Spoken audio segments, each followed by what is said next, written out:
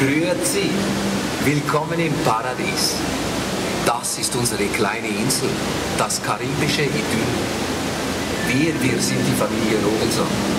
Und was wir einmal als einen Schicksalsschlag betrachteten, nämlich jenen Tag, an dem unser Schiff in einem großen Sturm kenterte und wir auf diese Insel gespült wurden, empfinden wir heute als unser großes Glück. Wir leben völlig frei im Paradies. Wir leben in den Tag hinein, ohne Stress und genießen jeden Tag aufs Neue. Das Baumhaus haben wir uns aus dem Holz unseres Schiffes gezimmert. Auch unsere Insel hat uns viel Material zur Verfügung gestellt.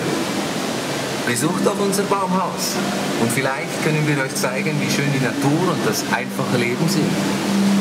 Seht ihr dort hinten in der blauen Lagune meine Kinder? Sie sind so glücklich hier in diesem Paradies.